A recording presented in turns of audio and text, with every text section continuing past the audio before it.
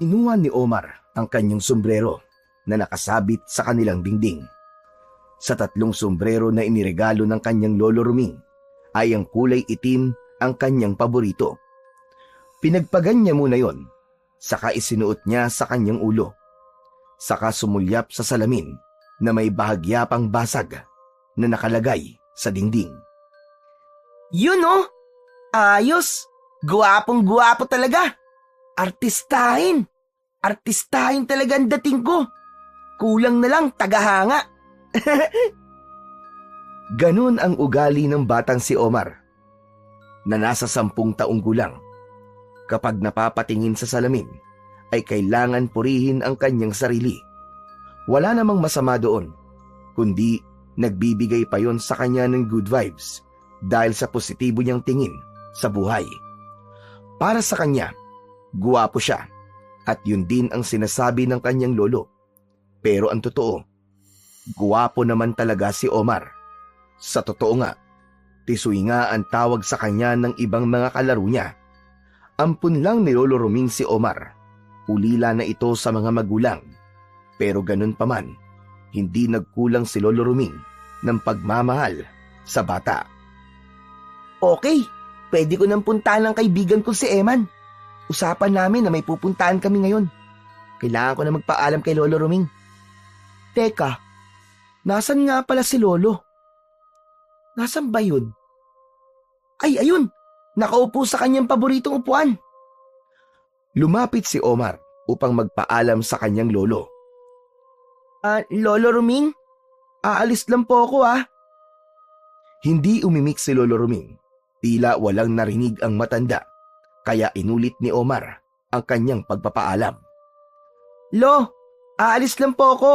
May pupuntahan po kasi kami ni Eman Wala pa rin itong kibo. Hala, nabingi na yata ang lolo ko Teka nga. Inilapit ni Omar ang bibig sa tenga ng lolo at saka inilakas ang boses. Lolo! Aalis lang po ako! Sa ginawang yun ni Omar, isang sapak ang pinakawalan ni Lolo Ruming na nagulat sa ginawa ng apo. Aray ko naman! Aray! Parang tumabingi yata yung mukha ko, Lolo Lolo naman, ang sakit nun Parang nabigyan mo ako ng isang straight punch ni Manny Pacquiao Kasalanan mo kasi. Nanggugulat ka Alam mo namang ibang nagagawa ko kapag ako'y ginugulat. Lolo naman, masyado kayo mapanakit. Aray, ang sakit talaga ng panga ko. Hindi ko na may bukas yung bibig ko, nadurog yata. Sa susunod kasi, abay huwag ka nang gugulat. Alam mo may malalim akong iniisip tapos gugulatin mo ko. O yan ang napala mo. Teka, bakit ba Omar? Ano bang sasabihin mo sa akin? Lolo, magpapaalam lang po sana ako Aalis po ako, may pupuntahan po kami ng kaibigan kong si Eman. Yun lang pala sasabihin mo nanggugulat ka pa. Lolo, bakit po ba kayo nakatulala kanina? Para kasing naglalakbay sa malayo ang isipan nyo Ano po bang iniisip nyo? Napangisi ang kanyang Lolo Ruming sa tanong ng bata. Wala ka na ron. Sa akin na lang yon. Nako si Lolo, mukhang in love Anong inlab-inlab ang sinasabi mo dyan? Sa teenager lang yon. Bakit nga po kayo napapangiti? Pwede nyo naman po sabihin sa akin Kung gusto nyo, ilalakad ko pa po kayo Hindi na. Kayang-kaya ko na ito.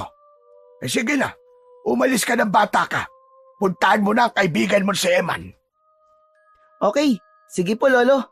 Mamaya ikwento nyo na lang po sa akin kung saan kayo dinala ng pangarap nyo habang gising kayo Bye-bye po Lolo. Sweet dreams! Iniwan na ni Omar ang kanyang Lolo Ruming. Napangiti na lamang ang matanda sa kanyang apo. Iba kasi ang turingan ni na Omar at Lolo Ruming. Bagamat malayo ang agwat ng kanilang edad, ay para lamang silang magtropa. Hindi kasi istrikto ang matandang lalaki sa kanyang apo at kaibigan ito para sa kanya. Samantala, sa bahay kung saan nakatira ang kaibigan ni Omar na si Eman, ay nakagayak na rin ito upang magkita sila ng kanyang kaibigan. Nakita si Emma ng kanyang lola Pasing. Saan ka na naman pupunta, bata ka ha? Lalayas ka na naman. Diyan lang po ako, Lola. Anong dyan lang ang sinasabi mo? May pupuntahan lang po kami ng kaibigan ko si Omar. Gagala kayo dalawa. Ang galing nyo naman. Hindi nyo ba alam yung balitang kumakalat ngayon? Aba, may nakikitang aswang dito sa baryo natin at may mga pinatay na silang mga alagang hayop. Lola, hindi naman po kami hayop ni Omar eh. Tao po kami.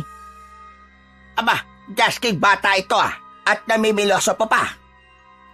Sabi niyo po kasi, hayop po ang inaatake ng mga aswang eh. Ngayon, hayop lang. Pero sa susunod na araw, ay tiyak ko na tao na ang lalapain nila. At uunahin nila ay ang mga batang layas na kagaya mo, Eman. Hala, grabe naman si Lola. Teka Lola, ang pihi ka naman ng mga aswang na yun? Mga galang bata lang ang bibiktimahin nila? Ay nako, Eman. Malapit na talaga ako mapikon sa iyong bata ka. Saka, sa gabi lang naman po gumagala ang aswang na yun eh.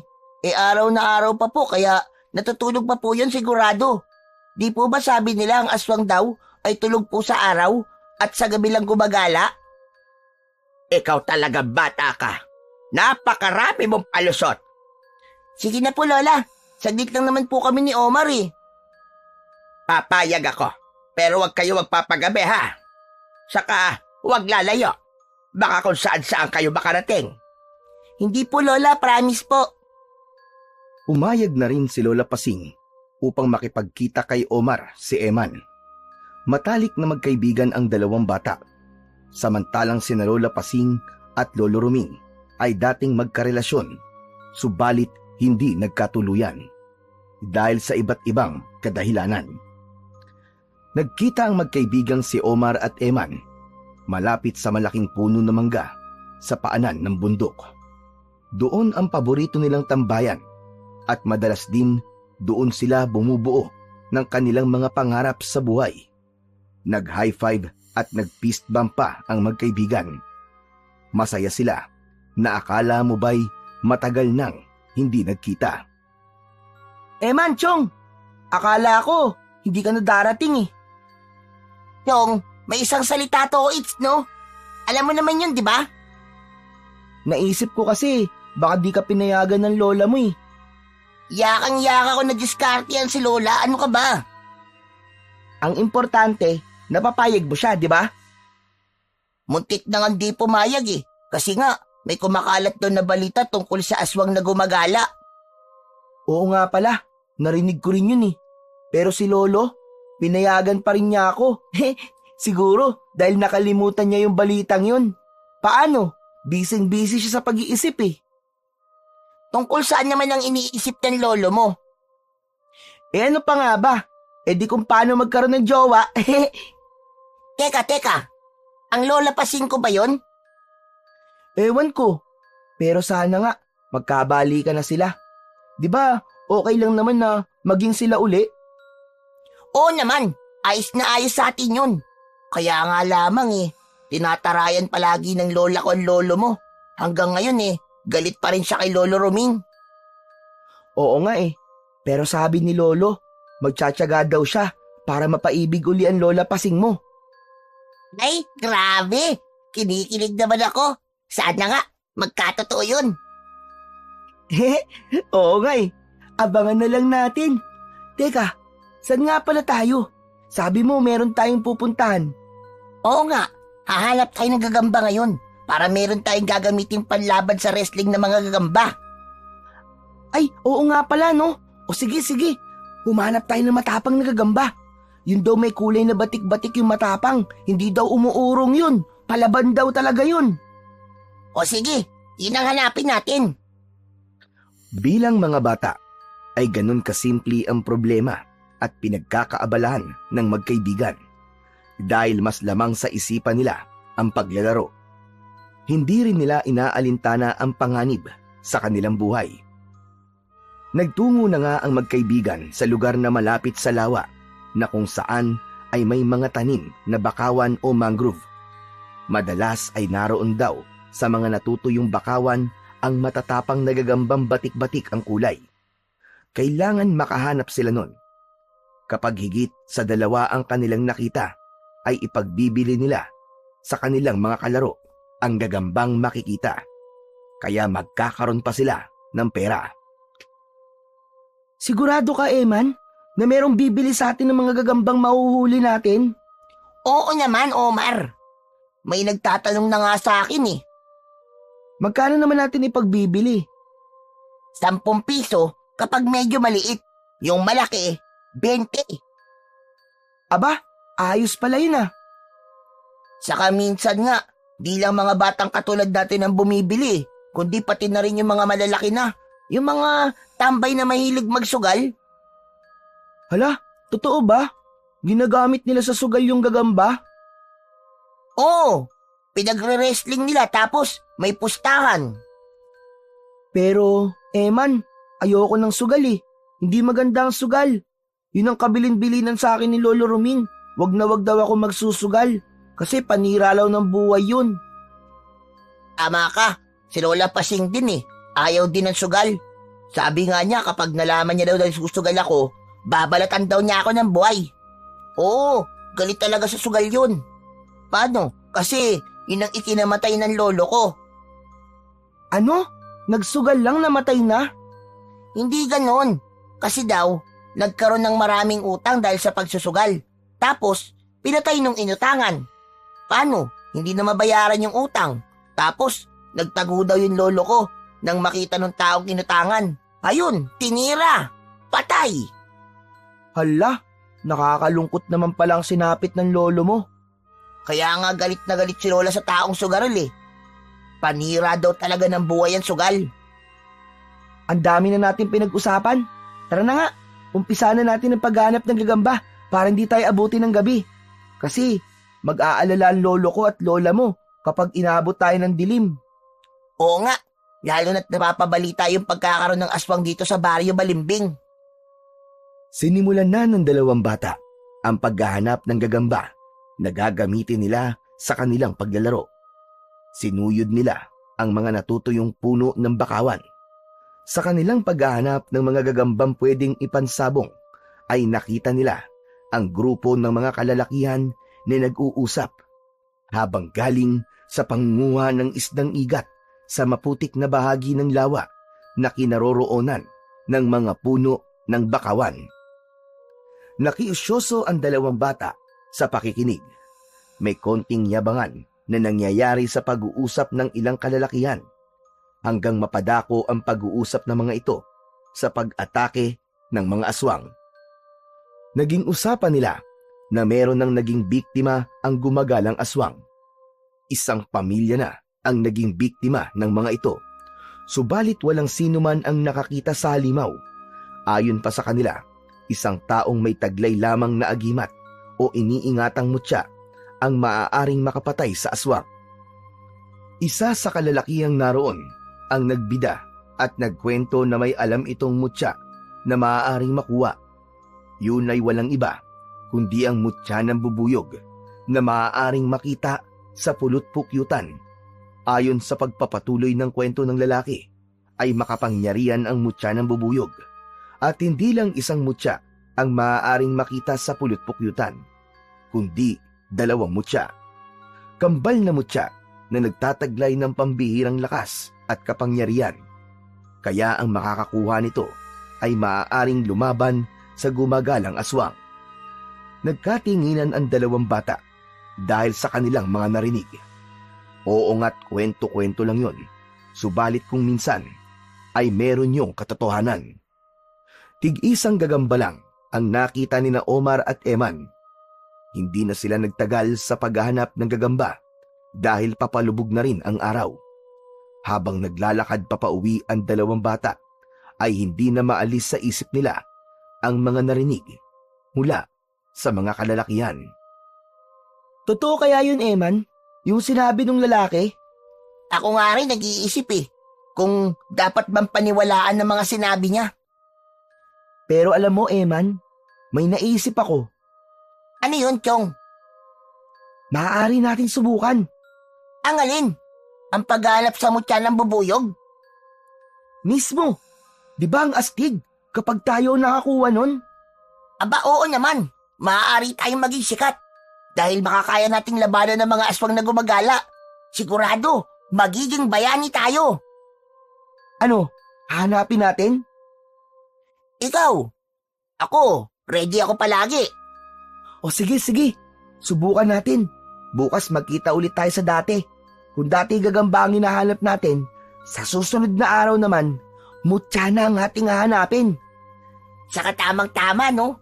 Ang sabi ng lalaki, posibleng kambal na mutya daw ang pwedeng makita. Oo nga, kapag nagkataon, edi tig-isa tayo, di ba? Aba, dapat lang. Hindi pa naman eh. Ay, nako.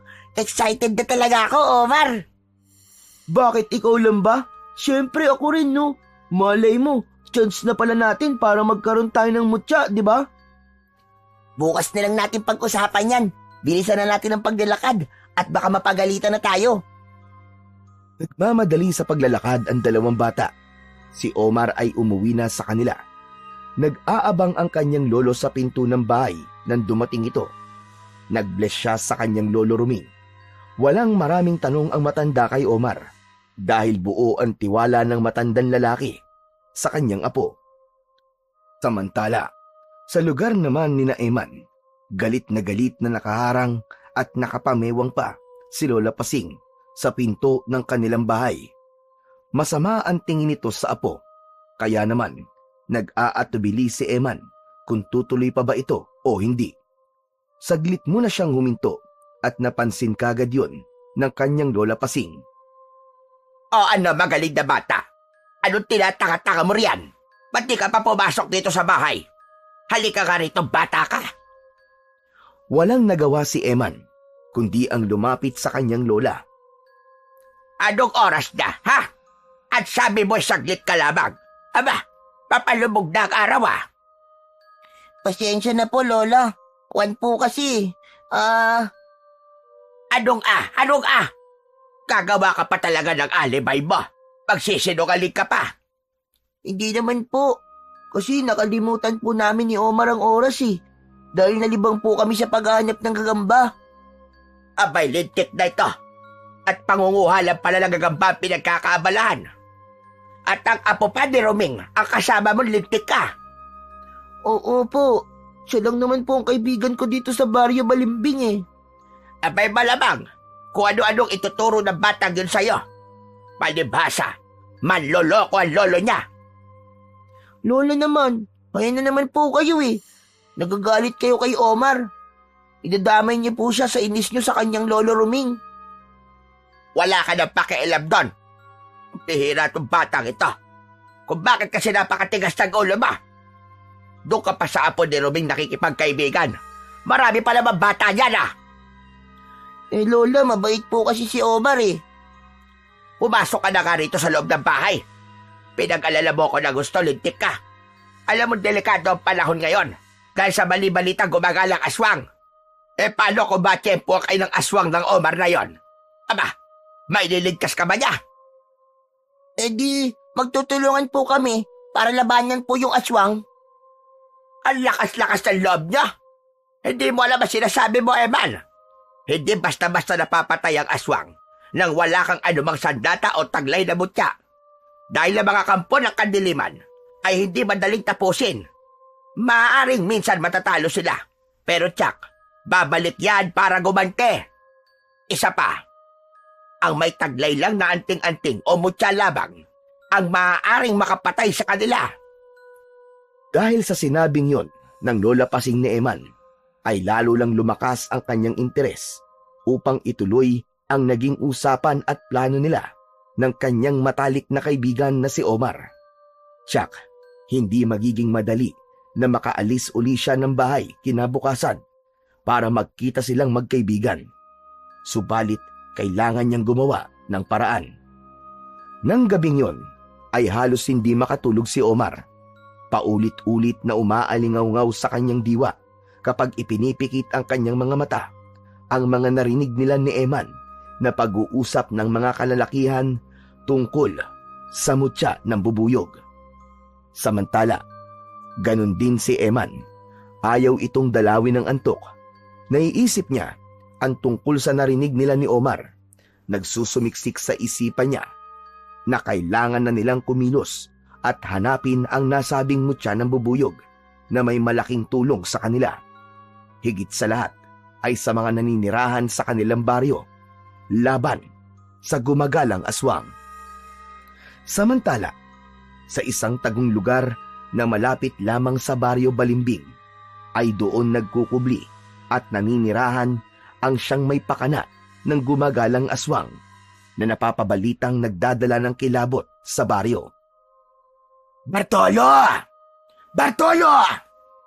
Bartolo! Madam Manuela, may kailangan po ba kayo sa akin? May pag-uutos po ba kayo? Oo, sana. Kaya nga kita tinatawag, hindi ba? Dahil may ipapagawa ko. Entiendes? Yes po, madam. Gusto ko ng sariwang dugo ng bagets. Ihanap mo ko, Bartolo.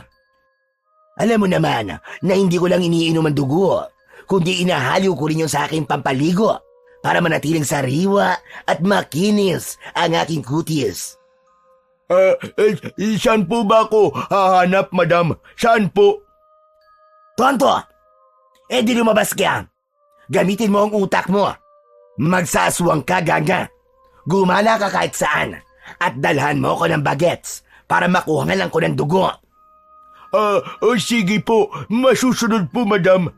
Gawin mo na dahil gumagaspang na ang aking kutis at yakin mo na hindi ka papalpak dahil oras na pumalpak ka, alam mo na ang mangyayari sa'yo.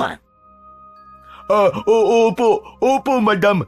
Ikukulong niyo po ko sa loob ng drum at hindi po ko pakakainin maghapon. Tama. Korek ka dyan. Kaya mainam yung nagkakaintindihan tayo. Okay? Walang nagawa si Bartolo, kundi ang sumunod sa gusto ng kanyang amo na si Manuela. Si Manuela ang pinuno ng mga bagong henerasyon ng mga aswang na naghahasik ng lagim. Ang tingin nila sa mga tao ay alipin, pagkain at dapat lipulin upang mapalitan ng lahi ng mga aswang. Kaya naman, upang hindi maikulong sa loob ng drum at di magutom si Bartolo, ay sinimulan na niyang lumabas at humanap ng biktima. At ayon nga sa kanyang pinuno, ay isang bata ang gusto niya dahil nagtataglay ito ng sariwang dugo na kanyang kailangan. Balikan naman natin ang magkaibigang Omar at Eman. Ngayong araw ang nakatakda para sa kanilang napag-usapan. Dapat silang magkita sa kanilang tagpuan upang gawin ang paghahanap sa mutya. Tuwang-tuwa si Omar nang makita na nakabihis ang kanyang lolo Ruming. Ibig sabihin kasi nun ay may pupuntahan ito. Kaya hindi na niya kailangan magpaalam sa pagkikita nila ni Eman. Lumapit ang bata sa kanyang lolo. Nakatitig ito sa matanda habang nasa harap ng salamin. Aba, ayos na ayos yan, Lolo Ruming ah. Posturang-postura kayo ah. Guwapong-guwapo na. Aba, syempre naman apo. Guwapo talaga ang lolo mo. Abay, siya ka naman magmamana. Oo naman, Lo. Sa left side, kung titignan, aba, Daniel Padilla ang datingan. Sa right side naman, Alden Richard. Tapos, kapag nakatalikod naman kayo, Lo, Ruru Madrid. Kapag nakaharap ako, ayan, gaya nito. Sinong artista ang kamukha ko? Yun lang, Lo. Aba, bakit?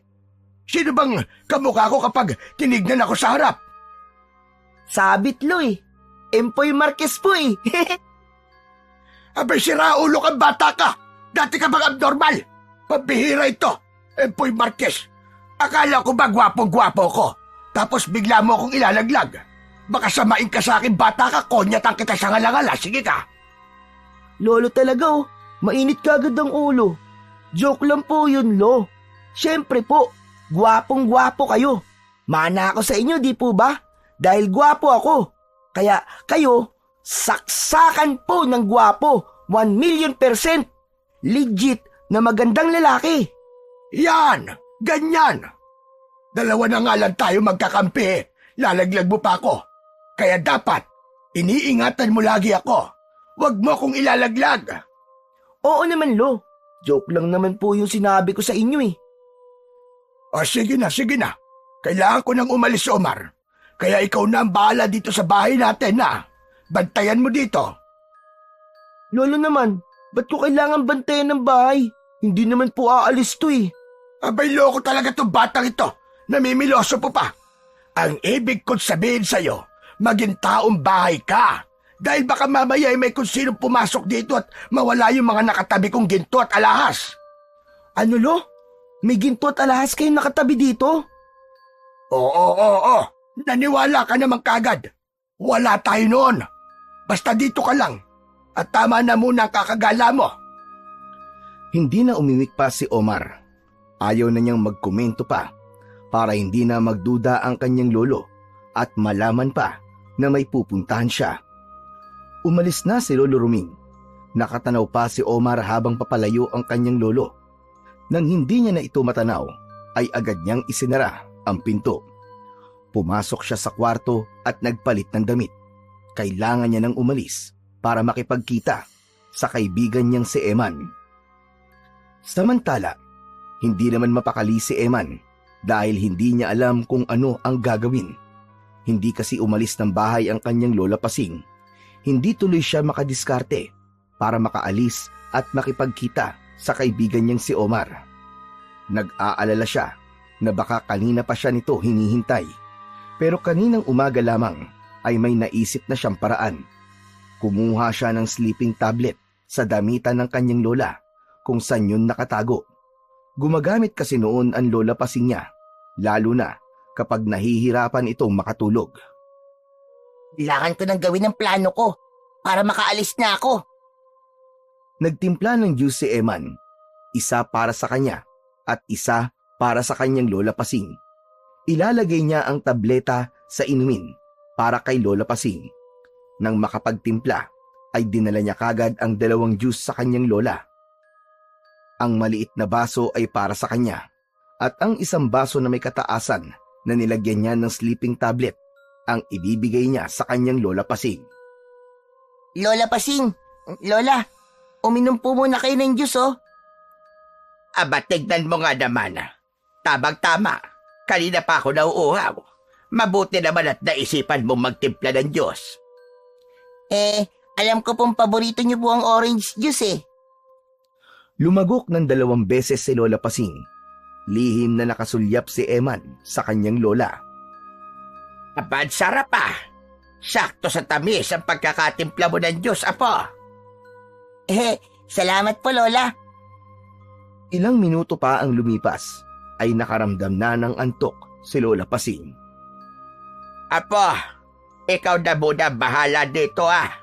Ako ipupunta lamang sa kwarto. Magpapahinga muna. Napuyat din kasi ako kagabi. Kaya siguro antok na antok ako ngayon. Napangiti si Eman sa sinabi ng kanyang lola. Tagumpay ang sabi ng kanyang isip. Sige po Lola, matulog po muna kayo at ako na pong bahala dito sa bahay. Tuloy-tuloy nang pumasok sa kwarto ang matandang babae. Pagkalipas ng halos 10 minuto ay sumilip si Eman sa kwarto ng kanyang lola. Tulog na tulog ito at naghihilik pa. Ayos, ang sarap na ng tulog ni Lola. Naghihilik pa. Pasensya ka na Lola ha. Kailangan ko lang gawin to para makaalis ako ng bahay na walang kukontra sa akin. Siguro naman, bago kayo magising, ay nakabalik na ako rito. Nagpalit lang ng suot na t-shirt si Eman at umalis na rin ito upang magtungo sa tagpuan nila ng kaibigang si Omar. Tumatakbo si Eman nang dumating sa may puno ng malaking mangga na tinatambayan nila ng kanyang kaibigan. Naroon na si Omar at naghihintay na sa kanya. Oh, ba't ngayon ka lang, Chong? Ang tagal mo ah. Pasensya ka na Chong ha. Hindi agad ako nakaalis eh. Alam mo namang napakaigbit na magbantay ng lola ko. Buti naman at pinayagan ka. Hindi ako nagpaalam. Gumawa lang ako ng paraan para makaalis. Okay na yun. Basta ang importante, nandito ka't nakarating ka na. Tama ka dun, Chong. O paano? Tara na? Teka lang, saan ba tayo maghahanap ng bahay ng bubuyog? Alam ko yun. Dun, sa may burol, malapit sa may madamong lugar. Dun namamahay ang mga bubuyog eh. Minsan na ako nagawi dun eh. O sige.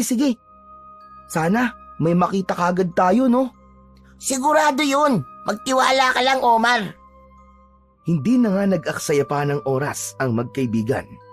Mahalagang makahanap kagad sila ng kanilang pakay dahil hindi rin maaaring magtagal sila. Hahanapin sila ng kanilang lolo at lola, bagamat walang katiyakan kung may matatagpuan kagad silang bahay pukyutan, subalit umaasa sila. Pagdating ng dalawang bata sa pakay nilang lugar, ay isa-isa nilang sinisilip ang mga puno na naroon. Nagbabaka sakali na may matatagpo ang bahay pulot-pukyutan na siya ring kinaroroonan ng mutya na kanilang hanap. Teka lang, mabuti pa kaya, Chong, maghiwalay tayo. Tama. Magandang ideya yan, Chong. Tapos, kung sinong una makakakita ng pulit-pukyutan, ay mag-iingay na lang. Okay, sige.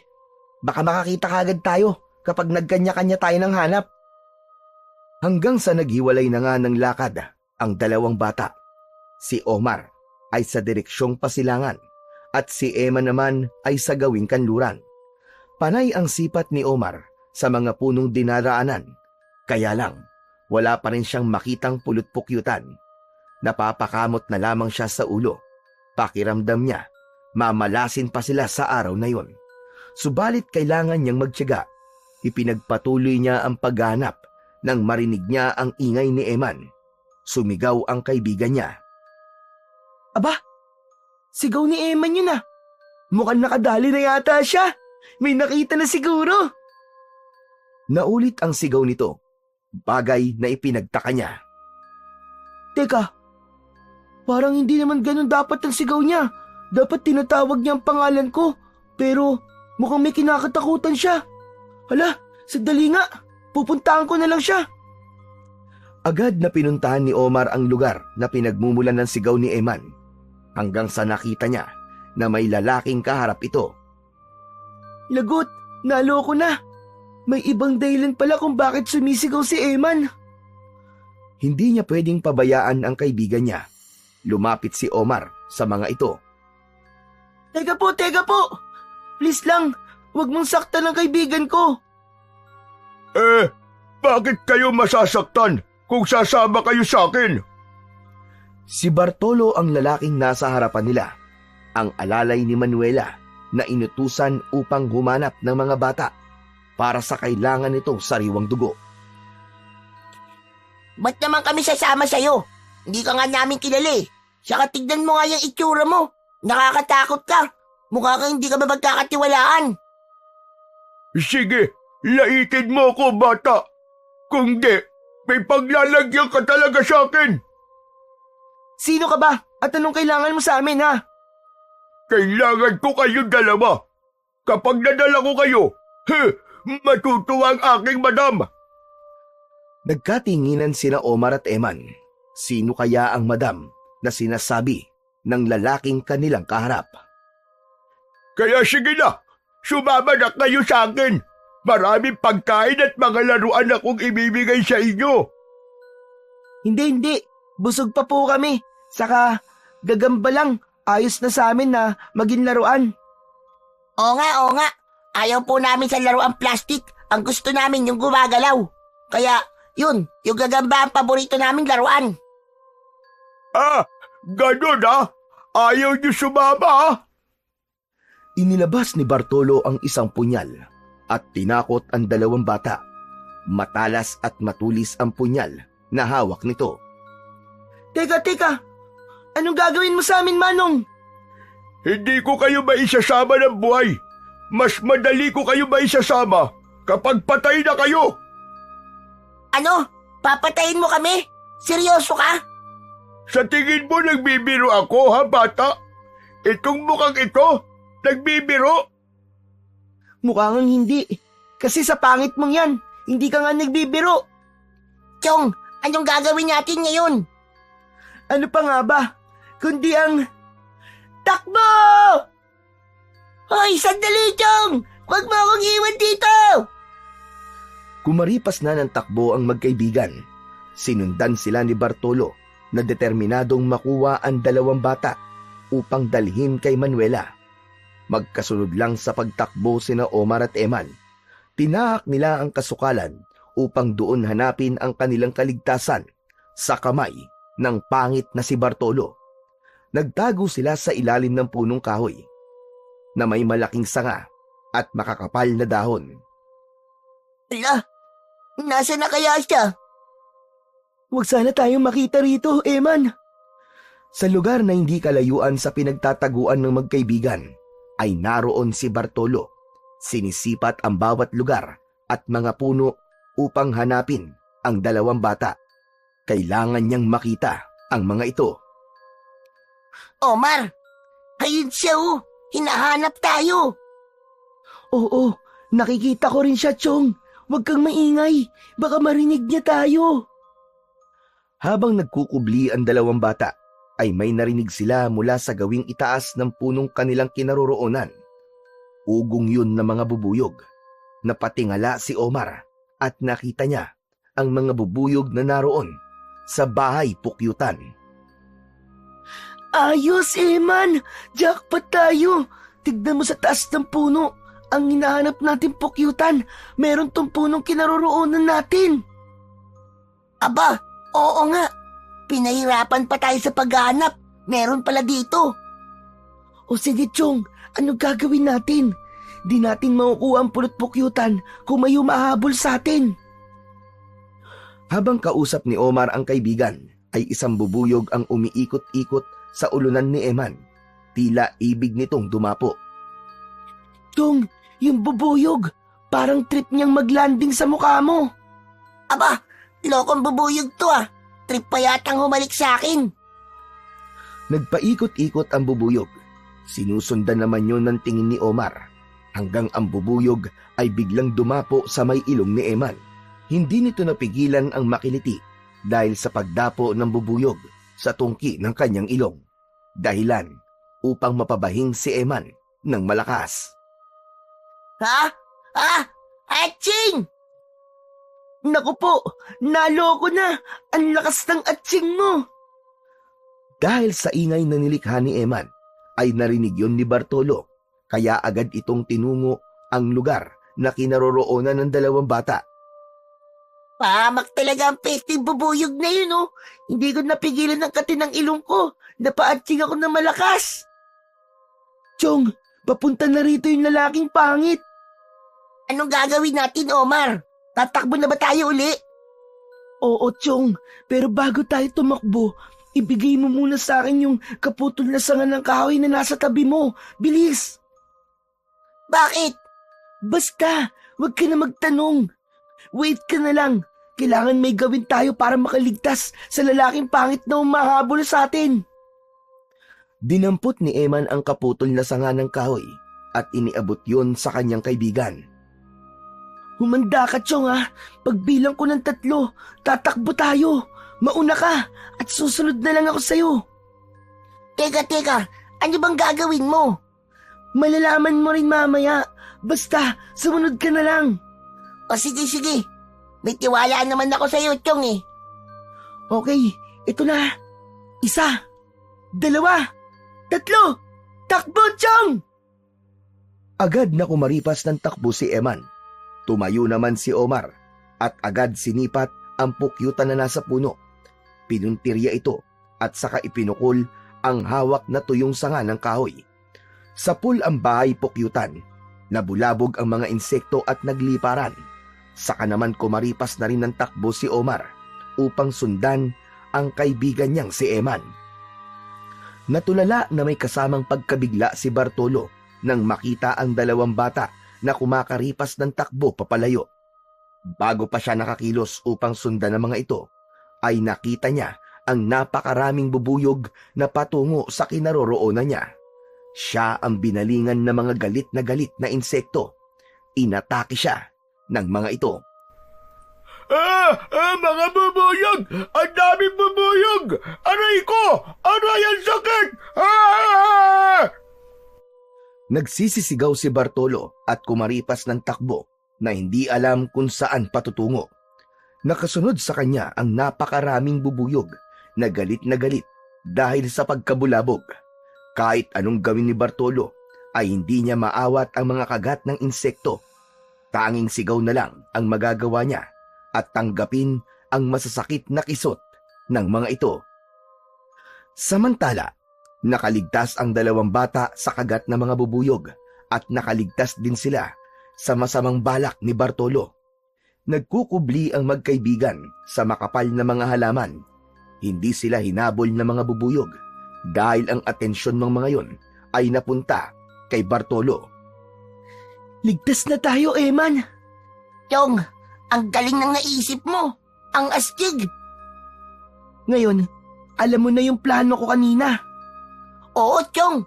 Ang husay mo. Buti naisip mo yun. Oo naman. Teka, ano na kayang nangyari dun sa pangit na lalaki na yun? Malamang, pinagpipiesta na siya ng mga bubuyog. Siguro, Chong. Lalo siyang pumangit dahil sa mga kagat ng bubuyog. Akala yata niya maisasama niya tayo doon sa sinasabi niyang madam, ha? Teka, Chong. Sino kaya yung lalaking yun, no? At ano kaya ang kailangan ng madam niya sa atin? Huwag na nating isipin yun. Ang mahalaga ngayon, ligtas na tayo. Chong, paano yung plano natin? Di ba may pukyutan dun sa inalisan natin kanina? Huwag ka mag-alala, Chong. Babalik tayo doon. Pero kailangan magpalipas muna tayo ng oras. Para mamaya, kalmado na ang mga bubuyog at hindi na tayo atakihin. Punong-puno ng kagat sa muka at katawan si Bartolo. Pinagsawaan siyang kagatin ng mga bubuyog. Hindi siya tinantanan ng mga ito. Hindi na niya magagawa pang sundan ang 2 bata. Nananakit na ang kanyang buong katawan, kaya ang kailangan niya ay umuwi na muna. Nang makarating si Bartolo sa tirahan nila, ay napasigaw ang kanyang madam nang makita siya. Ay! OMG! Impacto! Impacto! Hoy! Walang hiya ka! Sino ka? Basta-basta ka nalang pumapasok dito! Bartolo! Bartolo, nasan ka? Madam! Huminahon kayo, madam! Ako to!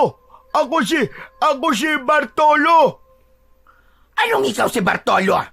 Pangit si Bartolo, pero mas pangit ka sa kanya, Judas ka. Saka tignan mo nga yung itsura mo. Para kang namamanas. Namamagabo ang pagbumuka mo. Madam, ako nga po ito! Si Bartolo, ako to! Ay, teka lang. Ikaw? Abay, ikaw nga ba si Bartolo? Abay, ano nangyari sa'yo? Tsaka ka na nga mas naging kadiring tsaka ka pa sa itsura mo ngayon. Madam, minalas ako inatake ako ng napakaraming bubuyog. Pinupog ako. Wala ako nagawa. Hindi ko natakasan ng mga insektong yun. Naku naman, hindi ka kasi nag-iingat. Mga bubuyog lang pala ang katapat mo. Sayang nga, madam. May madadala sana ako dito ng 2 bagets. 2 batang lalaki. Oh, ano nangyari? Bakit di mo nadala rito ang 2 baget sa sinasabi mo? Dahil nga sa mga bubuyog. Saka matatalino ang mga bagets na yun. Ang uutak nila. Hay nako, kahit kailan talaga. Inutil ka talaga, Bartolo. Napakasimple ng ipinag-uutos ko sa'yo. Tapos pumalpa ka pa. Kasalanan ng mga bubuyog na yun. Sila ang dahilan kung bakit nabigo ako, madam. Nabigo ka na nga. Tapos ganyan pa naging itsura mo. Namamaga ka. Babawi na lamang po ko sa susunod, madam. Pinapangako ko sa inyo, madadalhan ko kayo ng bagets. Abay, dapat lang. Dahil kung hindi, nako, hindi lang kita ikukulong sa drum. Baka ibaon na kita sa lupa. Sa kinaroroonan na magkaibigang Omar at Eman, ay lumabas na sila sa kanilang pinagkukublian. Marahil ay sapat na ang oras upang bumalik sila sa lugar na kung saan ay merong pukyutan Umaasa sila na matatagpuan na nila roon ang mutya ng bubuyog na kanilang hinahanap. Naglakad na pabalik ang magkaibigan. Agad nilang narating ang lugar na iniwan nila nang tumakbo sila. Ang mga bubuyog na kaninay nabulabog at umatake kay Bartolo ay nagbalikan muli sa bahay pukyutan. Chong, ayan na naman sila. Nakadikit na uli sa bahay pukyutan. Kailangan mapaalis natin ang mga bubuyog, Chong, para makuha natin ang pulot pukyutan at mahanap natin ang mutya. Sada nga, may makita tayo. Buti na lang, hindi nahulog tong lighter na nasa bulsa ko nang tumakbo tayo. Gagawa tayo ng siga, tapos uusok yun para maitaboy natin ang mga bubuyog. O sige, kukuha ko ng mga tuyong dahon para masimulan na natin. Sabik na ako makakita ng mutya ng bubuyog, Chong. Agad na umagilap ng mga tuyong dahon si Eman upang makagawa sila ng siga. Nang makaipon ng tuyong dahon, ay sinindihan kagad yun ni Omar. Dinamihan nila ang tuyong dahon at nilagyan din nila ng sariwang damo upang hindi lumaki ang apoy, kundi lumikha lamang ito ng maraming usok. Ang usok na mula sa ginawa nilang siga ay tinangay ng hangin papunta sa bahay pukyutan. Dahil ayaw ng mga pukyutan ng usok, kaya naman nagsipag-alisan ang mga insekto. May mangilan-ngilan na iwan sa bahay ng pukyutan, pero kaya na yung gawan ng paraan ng dalawang bata upang hindi sila habulin o kagatin. Sapagkat nasa itaas ng puno at nakadikit sa sanga ang bahay pukyutan, kaya umakyat doon si Omar upang kunin yun habang nag-aantabay naman sa ibaba si Eman. Sandali pa'y nakuha din nila ang bahay pukyutan.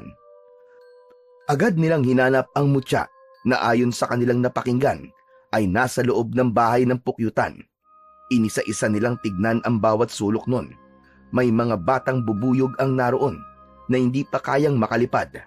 Hanggang may makita si Omar na isang tila matigas na puting bagay na nakasiksik sa bahay ng pukyutan. Nasasabik na kinuha yon. Nakatingin sa kanya si Eman, kaya tinignan din ito ang bahagi ng bahay pukyutan na kinakitaan ni Omar ng maliit na puting bato. Ang isang tila bato na ang kulay ay pinaghalong puti at itim na may batik-batik ang nakita ni Eman. Ayos! Ito na marahil yung mutya, Chong! Itong nakuha ko, malamang mutya din ito, Chong. Kung ganun, hama nga sila. May kambal na mutya ng bubuyog na makikita sa bahay ng mga pukyutan. Ayos! Natagpuan din natin, Chong. Jackpot! At tig-isa pa talaga tayo. Ayos to. Malalaman natin ngayon kung anong hiwaga ang ibibigay nito sa atin. Maka, excited na ako, Chong. Tara, umalis na tayo dito. Tumayo na ang dalawang bata upang makauwi na. Masaya sila na natagpuan ang kanilang hinahanap. Subalit sa pagtayo nila ay nakita nila ang mga bubuyog na nakakalat at umiikot malapit sa kanilang kinaroroonan. Wala nang usok ang siga na kanilang ginawa, kaya nagsimula ng magsipagbalikan ang mga insektong naitaboy nila kanina. Malakas ang nilikhang ingay ng mga insekto na tila galit na galit ang mga ito. Naku po, nalintikan na. Parang may masamang pinaplano ang mga bubuyog, Chong. Kaya nga, Chong, mukhang delikado tayo. Parang gusto nila tayong gantihan dahil sa pagkuha at pagsira natin sa kanilang bahay. Iba ang kutob ko, Chong. Delikado tayo dito. Naku po, ayan na, patungo na sila sa atin. Delikado! Aatakihin nila tayo, bububugin tayo, Chong! Tara na, Chong! Basta, bilisan na natin! Nagmamadaling tumakbo ang magkaibigan. Dapat silang makalayo sa lugar na yon bago pa sila atakihin at pupugin at pagpiestahan ng mga galit na bubuyog. Walang lingon-lingon sa pagtakbo ang dalawa. Subalit, hindi sila nakaligtas sa kagat ng mga bubuyog. Nakagat si Omar sa ilong at si Emma naman ay sa kanyang tenga. Tig-isang kagat man ang kanilang napala mula sa umataking bubuyog, ay nag-iwan naman yun ng sakit na may kasamang pangangati. Nakatakas naman sila at nakabalik na sa kani-kanilang mga bahay. O hayan! Iyan ang napapala ng isang makulit na bata. Kung bakit naman kasi pati bahay ng bubuyog ay pinakikialaman nyo ni Eman. Lo, napagtripan lang naman po namin eh. Di natikman mo ngayon ang bunga ng pagtitrip nyo. Ikaw na bata ka, hindi ka talaga nadadala. Ayaw mong magtanda. Lolo naman, ito na nga namamagaan na nga ang ilong ko. Pinagagalitan niyo pa ako. Bagay naman pala sa'yo ang namumulat na mamagang ilong eh. Para kan si Rudolph. Rudolph the Red-Nosed Reindeer. Yung usa ni Santa Claus. Okay lang po kung ako po si Rudolph. Kayo naman po si Santa Claus. Dahil malaki ang tiyan niyo, Lolo Ruming. Yun nga lang, kayo ang version ni Santa Claus na walang dalang-dalang regalo dahil wala kayong pera. Aba, lokong bata ito ah. Kapag nagkaroon ako ng pera, makikita mo. Aba, kailan naman po mangyayari yun? Sana po mangyari na po kagad. Asaran at pikunan ay pangkaraniwan na lamang sa maglolong Ruming at Omar. Dahil doon ay lalong napapalapit sila sa isa't isa. Samantala, iba naman ang eksena kina Eman at Lola Pasing.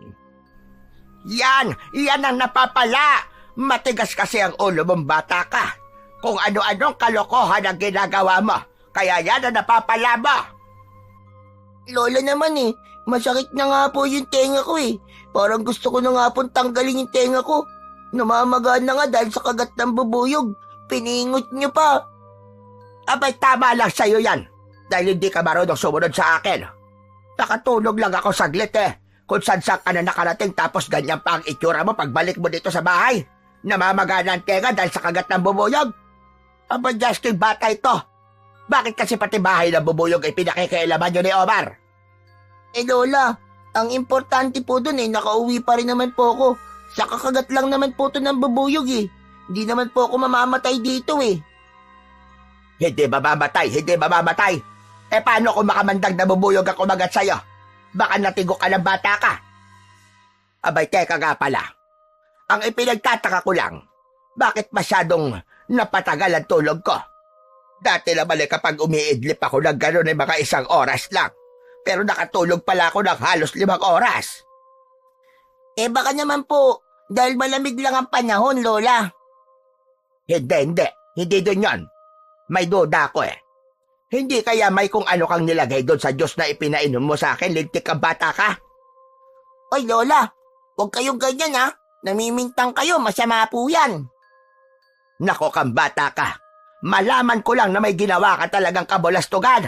Makakatikim ka talaga sa akin, tandaan mo yan. Tatanggalin ko na talaga ang tenga mo. Unang gabi yun, nahawak ng magkaibigang Omar at Eman ang mutya ng bubuyog na natagpuan nila. Gabi na ay hindi pa makatulog ang mga ito. Nagpapaantok ang Lolo Ruming ni Omar. Si Omar naman ay nakahiga sa kanyang kama, ngunit hawak ang mutya at sinisipat-sipat pa ito. Kasing laki lang to ng tabletas na pinapainom sa akin ni Lolo Ruming kapag may lagnat ako. Parang mata lang ng isda. Paano ko kaya to gagamitin? Saka, paano ko malalaman ang bisa nito sa akin? Patuloy na tinitignan ni Omar ang mutya at pinipindot-pindot pa ng kanyang daliri habang nakahiga ito. Dahil sa pagpindot-pindot at pagpaikot-ikot ng mutya gamit ang daliri, ay nahulog ito. Nagkataon naman na nakanganganoon si Omar, kaya ito'y nashoot sa bibig ng bata. Dahil nakahiga, ay nagtuloy-tuloy sa kanyang lalamunan. Biglang napabangon si Omar at panay ang ubo, na bilaukan dahil sa mutya. Aray! Napabangon sa pagkakahiga si Lolo Ruming na nag-aalala sa kanyang apo. Oh, yari sa'yo. Oh, eto. Eto ang tubig, uminom ka. Uminom naman si Omar, kaya ang mutya ay tuloy-tuloy na niyang nalunok. Naku po, patay! Wala na! Anong patay? Anong wala na? Ano yung sinasabi mo, Omar? Kuwan po, Lolo. Yung ano po, yung candy po nalunok ko. Justin, bata ito. Matutulog na lang, nagkikendi ka pa. Tapos nakahiga ka pa. Talagang malulunok mo yon, mabubulunan ka talaga. Paano na kaya yun? Paano ko ba iluluwa to? Ba't may luluwa? Matutunaw naman yun sa tiyan mo. Hindi na nakakibo pa si Omar. Hindi kasi niya kayang ipaliwanag at sabihin sa kanyang lolo kung ano ba talagang nangyari. Lalo na't hindi pa niya nababanggit dito ang tungkol sa mutya na kanilang nakita. Samantala, sa kabilang bahay, nag-iisa si Eman sa harap ng kubo. Ayaw pa niyang matulog, kaya naupo muna ito doon. Naisipan niyang kunin sa bulsa ng kanyang short ang kakambal na mutya na nakita nila ni Omar. Nilaro-laro sa kanyang palad at masusing pinagmamasdan ni Eman. Namamangha siya sa kakaibang kulay nito. Kung purong makintab na puti ang mutya na hawak ni Omar, ang hawak naman ni Eman ay mutya na may batik-batik na itim at mas malabo ang pagkaputi nito. Gaya ni Omar, ay nagtataka rin si Eman kung paano nila ito magagamit at anong bisa ang idudulot nito sa kanila. Habang hawak at pinagmamasdan ni Eman ang mutya ng bubuyog na nasa kanyang kamay, ay narinig niya ang yabag at pagtawag sa kanya ni Lola Pasing na papalapit na sa kanya. Nataranta si Eman. Sa halip na itago nito ang hawak na mutya sa kanyang short, ay isinubo niya ito. Nag-alala siyang baka makita ng kanyang lola ang kanyang mutya. Hindi niya alam kung paano magpapaliwanag, kaya pinili niyang itago sa loob ng bibig ang mutya. Kaya nga lang, nang makalapit ang kanyang lola sa kanya, ay may mga itinanong ito. Pa, nawawala kasi yung alampay kong itim. Nakita mo ba? Umiling lang si Eman sa kanyang lola. Alam ko kasi, ipinatong ko lang yun sa may lamesa. Ikaw ang huling gumamit ng lamesa dahil kumain ka, di ba? Nasaan yung alampay na ipinatong ko doon? Nakita mo ba? Hindi makasagot si Eman dahil nakasubo sa bibig niya ang mutya. Subalit makulit ang kanyang lola at paulit-ulit ang tanong nito sa kanya. Magagalit ito kapag hindi pa rin siya sumagot. Napilitan si Eman na ibuka ang bibig upang magsalita. Subalit sa hindi inaasahang pangyayari ay dumulas sa bibig niya ang mutya at tuluyan itong nalunok. Uubo-ubo si Eman dahil sa nangyari. Oh, ano ba nangyayari sa'yo?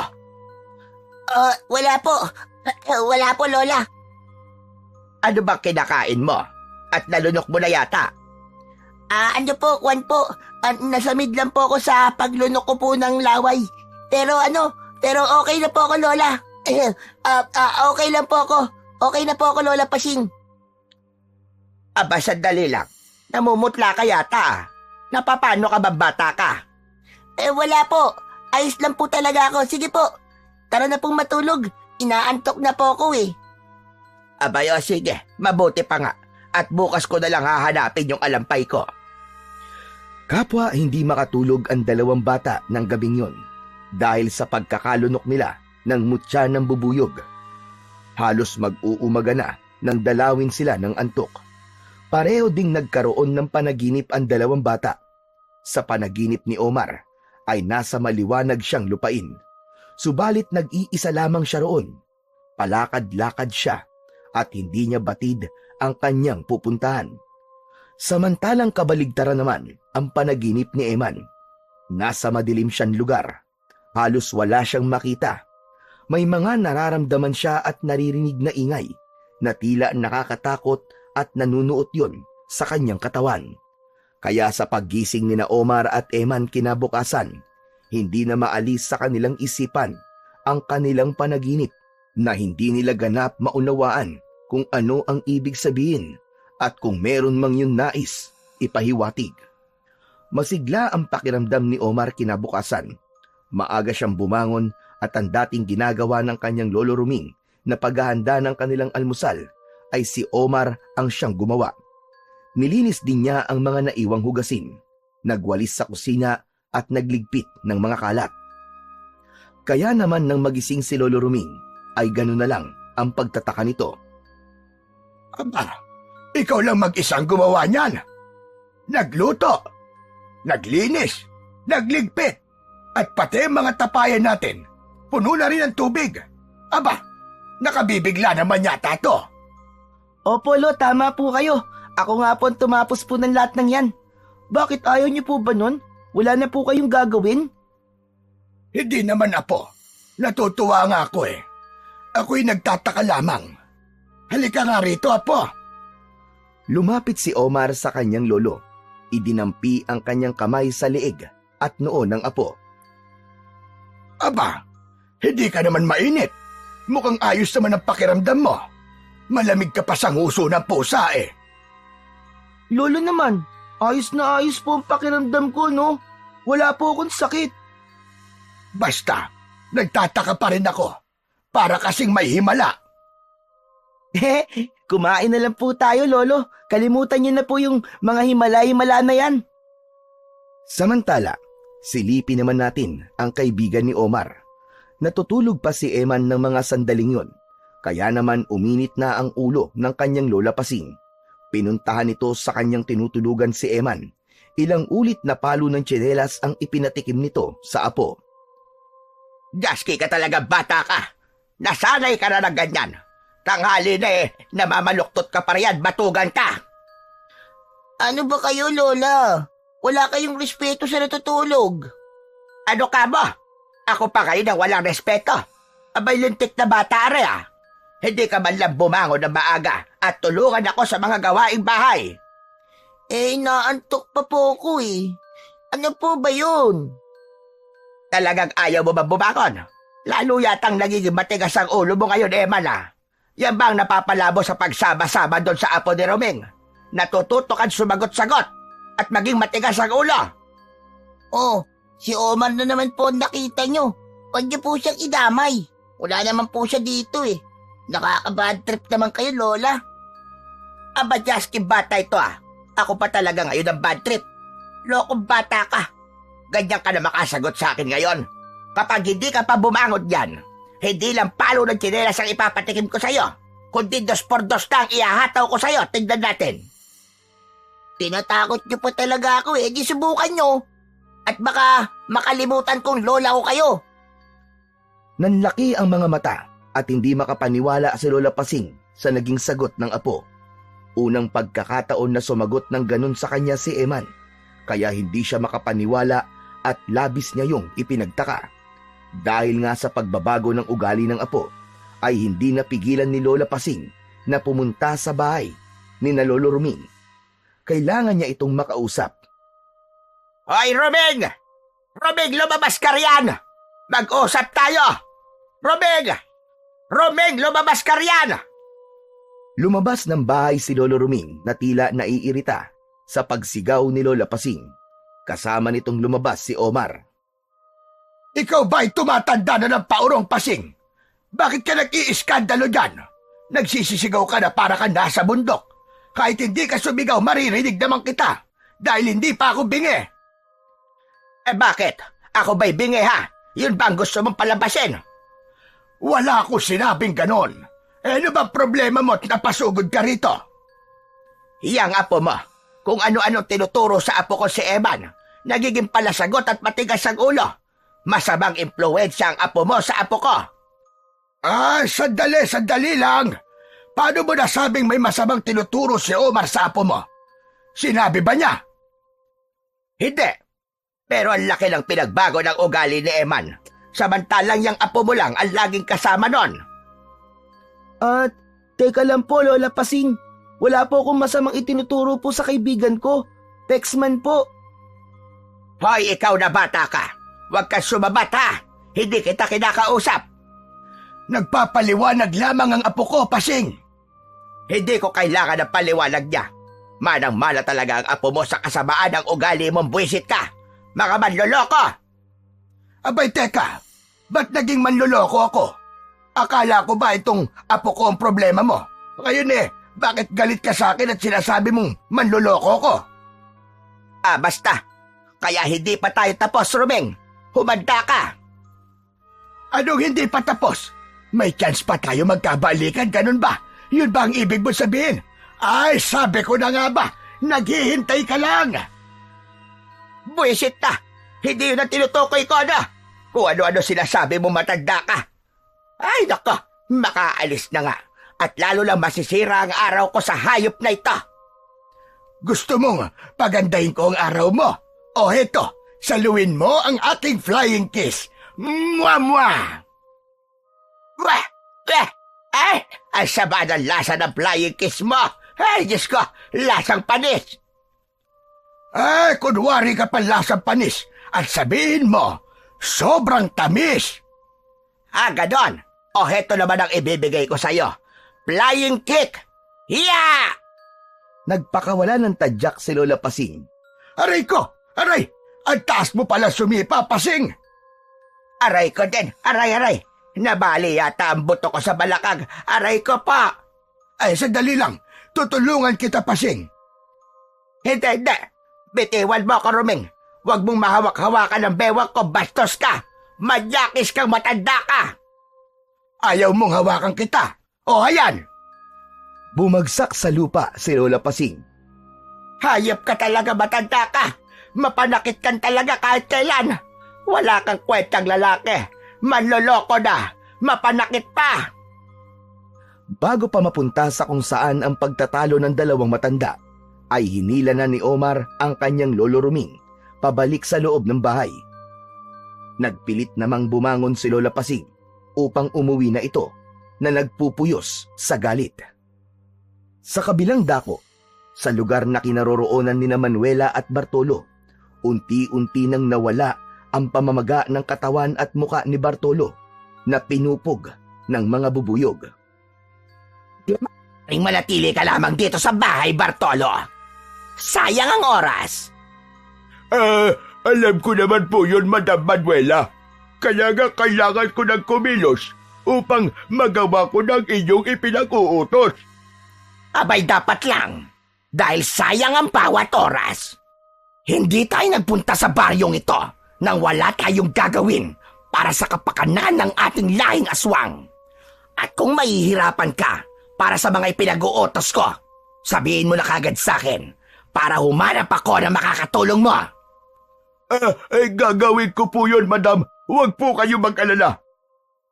Dapat nang maiparamdam na mas powerful ang mga aswang na kagaya natin na tayong may karapatang mamalagi dito sa Earth, lalo na sa baryong ito. Ipapakalat natin ang ating lahi.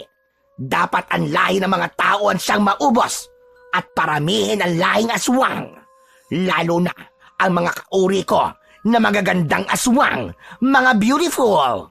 Bongga, di ba? Kaya ng gabing yon ay minsan pang naggasik ng lagim ang mga kampon ni Manuela sa pangunguna ni Bartolo. Ang bawat biktima na mapapatay ay dinadala kay Manuela upang pigain ang dugo na ginagamit niya upang mapanatiling sariwa at bata ang kanyang katawan. Isa yon sa naging kasunduan nila ng Hari ng Dilim. Ang bawat dugong dadanak ay magbibigay ng kabataan kay Manuela. Dahil sa naging pagsalakay ng grupo ng aswang sa Baryo Balimbing, ay naghatid ito ng matinding takot sa mga naninirahan doon. Kasama na sa nag-alala ay si Lolo Ruming para sa apong si Omar. Sapagkat may pupuntahan ng matanda, kaya nagbili na lamang ito sa apo na iwasang lumabas-labas ng bahay, lalo na kung hindi agad siya makakauwi. Tanging pagsang-ayon lang ang naging tugon ni Omar dahil hindi niya maaaring kontrahin ang kanyang lolo, kundi ay magagalit ito sa kanya. Subalit nang wala na si Lolo Ruming, ay hindi napigilan ni Omar ang lumabas ng bahay. May hindi siya maipaliwanag na nararamdaman na humihila sa kanya upang lumabas at magtungo sa kakahuyan. Naalala niya ang pagkakalunok niya sa mutya ng bubuyog. Marahil may kinalaman dun ang nangyayari sa kanya. Nakarating sa may kakahuyan si Omar. May narinig siyang taong sumisigaw. Parang otomatikong kusang gumalaw ang kanyang katawan at hinanap ang pinagmumulan ng sigaw. Magnanay na tumatakbo ang kanyang nakita at hinahabol ng isang uri ng kakatwang nilalang. Isa tong uri ng aswang gabunan na may masamang plano sa mag-inang hinahabol. Hinarap ni Omar ang halimaw na nakita. Wala siyang anumang sandatang dala ng pagkakataong yun, subalit kakaiba ang kanyang nararamdamang lakas. Nakipagpambuno siya sa kampo ng kadiliman. Nagtaka rin si Omar sa pambihirang kakayahan at lakas niya para harapin ang isang nilalang na mas malaki sa kanya at nagawa niya itong talunin. Kitang-kita na mag-ina kung paano pinatay ni Omar ang aswang na nakaharap nito. Agad na nakarating yun sa kaalaman ng kanyang lolo Ruming. Ayaw paniwalaan ng matanda ang balitang nakarating sa kanya, kaya inalam niya mismo yun kay Omar. Apo, magsalita ka na kagad sa akin dahil ayokong ako pa ang mauhuli para malaman ang totoo. Meron ka bang hindi sinasabi sa akin? Pasensya na po, Lolo. Baka kasi hindi niyo po ako paniwalaan eh. Bakit naman ako hindi maniniwala? Ngayon, gusto kong malaman, ano ba talaga ang nangyari? Hindi na nagawa pang ilihim ni Omar ang totoo sa kanyang lolo Ruming. Kaya isinalaysay na lamang nito sa kanyang lolo ang detalye tungkol sa pagkakaroon niya ng kakaibang lakas mula sa mutya ng bubuyog. Maging ang pagkakaroon din ni Eman ng mutya, nakakambal ng mutyang taglay ng kanyang apo. Dalawa pala kayong pinalad na makasumpong ng mutya ng bubuyog. Opo, Lolo. Nagbabaka sakali lang po, pero hindi namin inasahan na makakakita kagad kami. Wala na akong magagawa dahil taglay mo na yan, apo, at nasa loob na pala ng iyong katawan. Kaya maging handa ka na lang sa magiging epekto sa buhay mo ng mutya na yan. Handang-handa po ako, Lolo. Ako po ang mangangalaga sa mga taga-baryo upang walang masamang mangyari sa kanila. Ililigtas ko po sila mula sa mga aswang at sa iba pang kampo ng dilim na ibig pong manggulo dito sa baryo natin. Tama yun, apo. Yun ang gawin mo. Dahil bahagi yun ng obligasyon mo bilang tagapag-ingat ng mutya. Dahil maunawain si Lolo Ruming, kaya naging magaan para kay Omar na ipaalam ang tungkol sa mutya. Sa kabilang dako naman, ay tila naging problema ni Lola Pasing si Eman. Eman, ang aga-aga kung saan ka na naman nagpunta. Naman ngayon sa inyo. Aalis ako kung kailan ko gusto. Masyado nyo akong pinakikailaman. Aba, at talagang marunong ka na sumagot. Nagiging matigas na talaga ang ulo mo. Nagbago ka na, Eman. Paano hindi ako magbabago? Lahat na lang ng galaw ko pinakikailaman nyo. May sarili akong pag-iisip, Lola Pasing. Anong gusto mong bata ka? Pabayaan kita? Mabuti sana kung lahat ng ginagawa mo ay tama. Gaya ngayon, umalis ka nang hindi nagpapaalam. Tapos kapag tinatanong kita ay nagagalit ka. Gawaing matinubay ang bata ka. Ewan ko po sa inyo. Puro kayo satsat. Nakakairiti lang ang kaingayan nyo. Diyan na nga kayo. Aalis ka na naman. Saan ka pupunta? Abay, salbahing bata ito ah. Hindi na ako pinansin. Tuloy-tuloy nang umalis. Ano ba nangyayari sa apo ko? Bakit lalo siyang nagiging pasaway at ngayon nagiging bastos na siya? Baliwala na yata ako sa kanya. Hindi na niya ako iginagalang. Nagtungo si Eman sa lugar na madalas na pinupuntahan nila ng kanyang kaibigan. Doon muna siya magpapalipas ng oras. Ang totoo, hindi lang si Lola Pasing ang nagtataka sa kinikilos at ugali ni Eman, kundi maging siya mismo. Hindi rin niya maipaliwanag ang mga nangyayari sa kanya. Napasama ako ang loob ni Lola Pasing. Kaya lang, kapag pinagtataasan niya ako ng boses, naiinis kagad ako at hindi ko gusto na pinagagalitan at pinakikialaman niya ako. Hindi ko rin kaya kontrolin ang sarili ko na sagot-sagutin siya at bastusin. Bakit ganon? Ano ba itong nangyayari sa akin? Nag-iisa at nag-iisip si Eman ng mga sandaling yon nang di niya namalayan ang paglapit ng kaibigang si Omar. Ginulat siya nito. Bulaga! Sabi ko na nga ba, nandito ka lang, Chong eh. Visit ka naman oh, nanggugulat ka eh. Kung saktang kaya kita dyan, nakakairita ka ha. Pambihira naman to. Yun lang, nagalit ka kagad. Dati ko namang ginagawa sa iyo yun ah. Ang gulatin ka, di ba? Dati yun. Ayoko na ngayon. Nakaka-bad trip eh. Okay, sige na.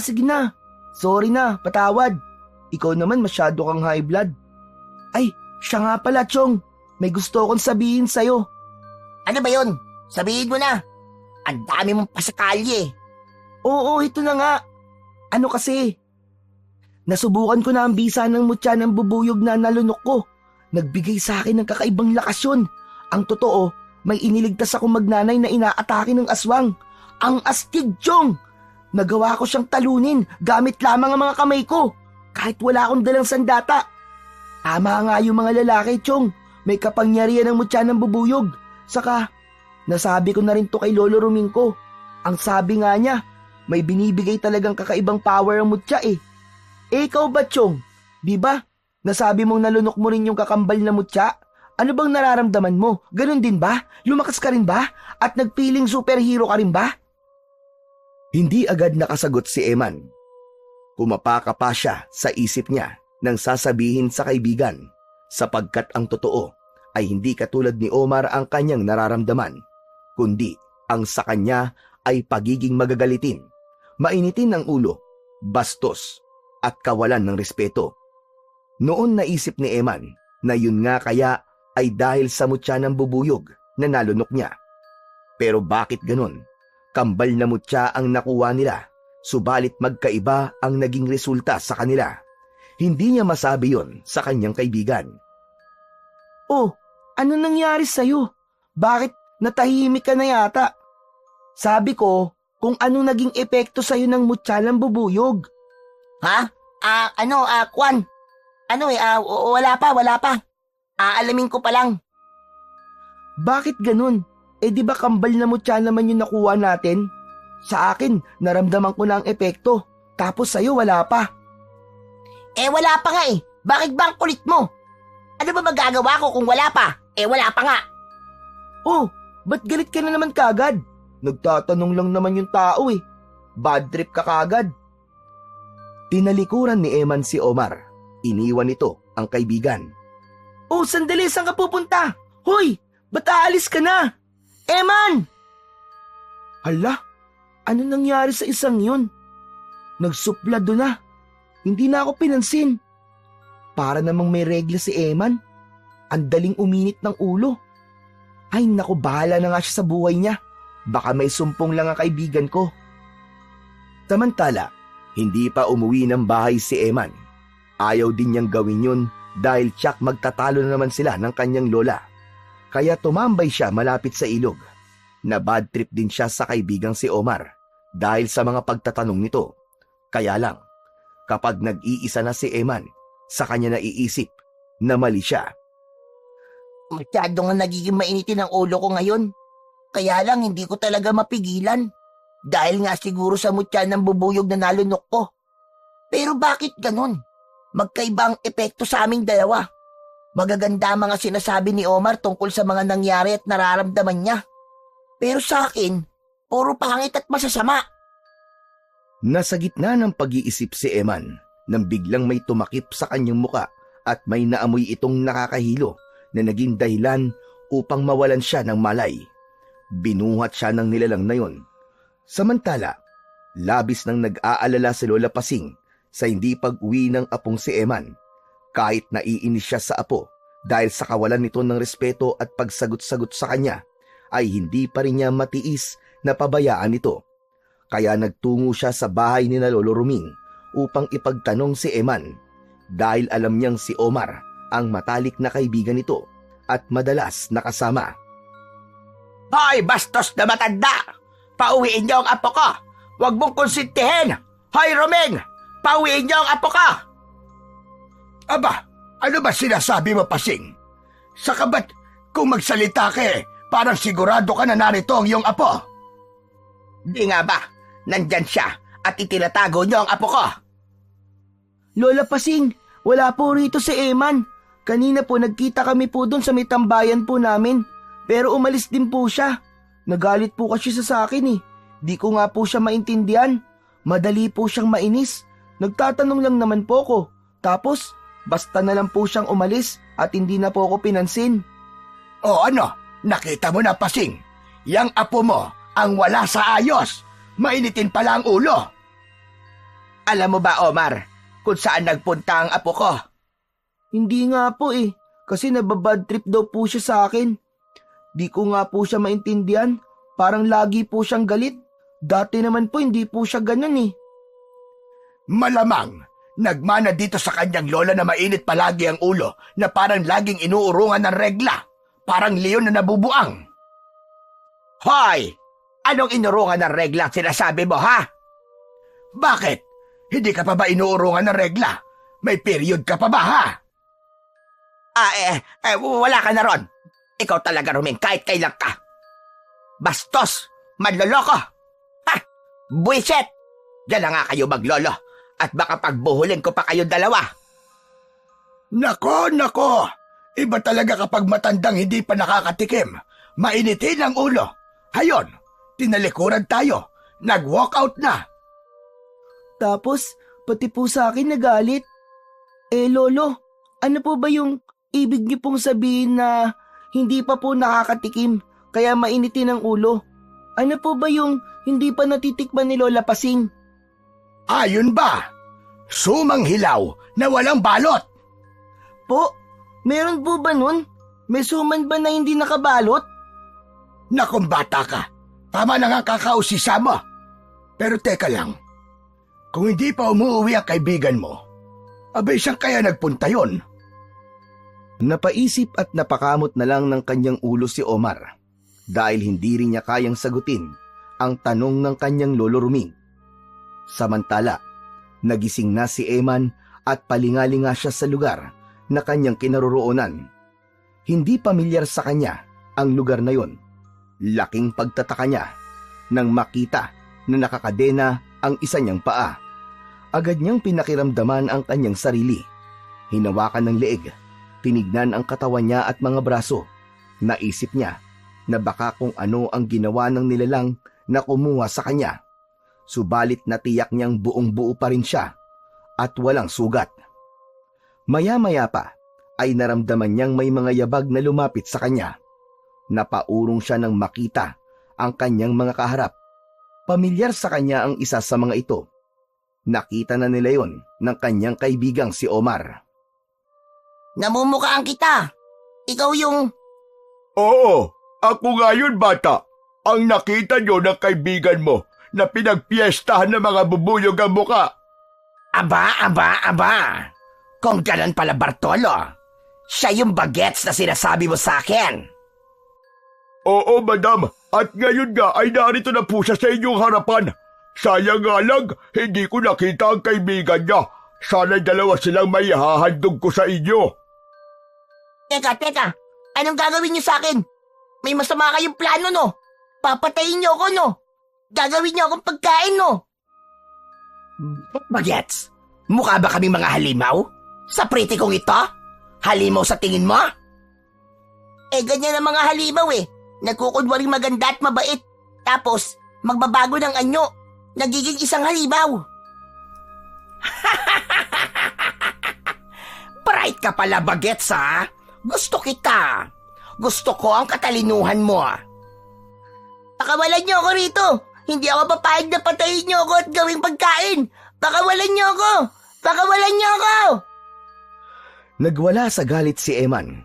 Subalit dahil limitado ang kanyang kilos dahil nakakadena ang kanyang isang paa, ay wala siyang nagawa.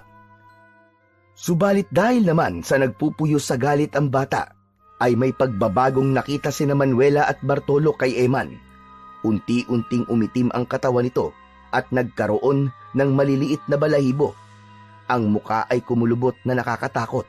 Naging tila taong bubuyog si Eman. Sa halip na matakot sina Manuela at Bartolo, ay nasiyahan pa sila. Tuwang-tuwa sa nakitang pagbabago ng bata. Dahil sa pagkakataong yun, ay meron din silang naramdaman. Ay! Bongga! Katulad ka namin, Bagets. Isa ka ring halimaw. Hindi ka man isang aswang, subalit iisa lang ang ating misyon, ang maghatid ng takot sa mga tao. Tama ka, madam. At dahil nasa poder natin ang Bagets na yan, gawin natin siyang alagad. Salinan mo ng kapangyarihan mo para maging kasama natin sa pag-aasik ng lagim. Malaki ang pakinabang natin sa kanya, sigurado. Tama ka, Bartolo. Sang-ayon ako sa naisip mo. Hoy, ikaw Bagets, mula ngayon, magiging kasama ka na namin. Pare-pareho tayong kikilos para magdala ng kilabot sa lugar na ito. Uubusin natin ang mga naninirahan dito at papalitan sila ng mga aswang. Sandali! Huwag ka lalapit sa akin! Huwag ka lalapit! Hoy, ikaw Bagets ha? Huwag ka na mag-inarte dahil pare-pareho lang ang likaw ng ating mga bituka. Gamit ang itim na kapangyarihan, ay ipinasa ni Manuela kay Eman ang bahagi ng kanyang pagiging masamang nilalang. Walang nagawa si Eman, kundi ang tanggapin yon, lalo na't mas malakas ang tawag ng kasamaan sa kanyang katawan dahil sa mutyang nalunok niya na nagbigay ng negatibong pagbabago sa kanyang pagkatao. Sadyang hindi maganda ang idinulot ng mutya na nakuha ni Eman.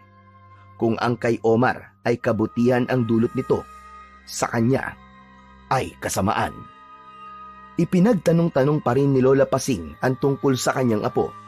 Subalit isa man sa kanyang mga nakakausap ay walang masabi sa kinaroroonan ni Eman. Kaya labis na kalungkutan ang nararamdaman ng matandang babae. Kahit kasi pasaway ang kanyang apo, ay hindi pa rin niya hahangarin na may masamang mangyari dito. Nang sumunod na araw, ay nagtungo si Omar sa lugar na paboritong tambayan nila ni Eman. Nag-aalala na rin siya sa kanyang kaibigan.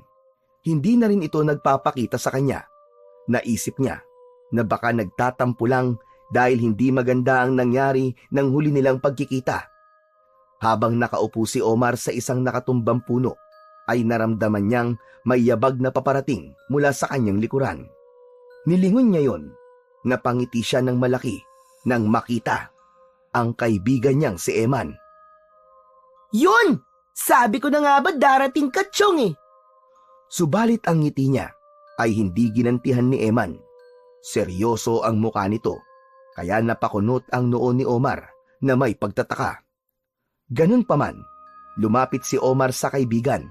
Akma niyang aakbayan ito nang biglang hinila ni Eman ang kanyang kamay at pinilipit yon. Aray, aray! Aray, nasasaktan ako! Eman, ano ba? Buong lakas na napaikot ni Eman sa ere si Omar at malakas na bumagsak sa lupa. Hindi makapaniwala si Omar sa ginawa sa kanya ng itinuturing niya na matalik na kaibigan. Ano ba nangyayari sa'yo, Eman? Bakit ka ba nananakit? Wala kang pakialam! Bigla nitong sinakal si Omar. Nasa mukha ni Eman ang galit at nakakatakot na reaksyon na tila nasasapian ng masamang espiritu. Bitiwan mo ang leg ko! Eman, hindi ako makahinga! Bitiwan mo ang leg ko! Nasaktan si Omar kaya wala siyang ibang dapat gawin kundi ang iligtas ang kanyang sarili. Hinawakan din niya sa leeg si Eman. Mas malakas, mas matindi. O ano? Akala mo ikaw lang ang marunong manakala? Heto! Nasaktan si Eman, kinapos sa paghinga, hanggang sa magpangbuno ang dalawang bata. Makikita na tila wala sa sariling katinuan si Eman. Ang tanging nais nito ng pagkakataong yon ay gawan ng masama si Omar. Ang saktan ito at patayin. Nasa ganong sitwasyon ang dalawang bata na nagpapangbuno nang biglang dumating si Lola Pasing. Diyos ko! Ano ginagawa niyong dalawa kayo? Maghiwalay kayo! Huwag kayo magpatayan! Subalit tila walang naririnig ang dalawang bata. Halos magkapareho ang lakas na taglay nila, kaya walang isa man ang magpapatalo. Kumuha ng kaputol na sanga ng kahoy ang matandang babae at inihataw niya yon sa dalawang bata. Unang bumitiw si Eman. Lumuwag ang pagkakahawak nito sa kaibigan at sumunod na rin si Omar. Subalit agad itong umalis at tumakbo papalayo. Apo! Saan ka pupunta? Bumalik ka rito, Apo! Malayo na po siya, Lola Pasing. Bakit siya tumakbo? At saka parang hindi niya ako nakikilala. Ako rin nga po, Lola Pasing. Bigla na lang po siyang dumating dito at sinakal ako. Parang gusto po niya akong patayin. Ano ba talaga nangyayari sa apo ko? Hindi ko rin po alam. Parang wala po siya sa kanyang sarili. Nagbalik si Eman sa lugar ni Manuela. Ganap nang nabago ng kapangyarihan nito ang isipan ng bata. Ginamit nila ito para sa kanilang masamang plano. Binigo mo ako, Bagets! Nangako ka na magdadala ka ng regalo para sa akin. Babawi na lang po ako, madam. Pagbigyan niyo na po muna siya, madam. Baka naninibago lamang. Ayoko lang na pinapaasa ako, Bartolo. Kilala mo ako. Masama akong magalit. Huwag ka mag-alala. Sa susunod na lakad ni Bagets, sasamahan ko siya, madam. Hindi lang ikaw ang sasama, kundi ako rin. Matagal-tagal na rin kasi ako nagpapahinga. At kailangan magamit ko na uli ang aking mga pangil at matotoles na kuko. Tama kayo, madam. Iba pa rin yung kayo mismo mag-aasik ng lagim at hahanting ng inyong magiging pagkain. Mas masarap kumain na kayo nagpakahirap at hindi nyo iaasa sa inyong mga alagad. Alam ko yon, Bartolo. Kaya wag mo kong lecturan. Punyeta ka. Hindi kita teacher.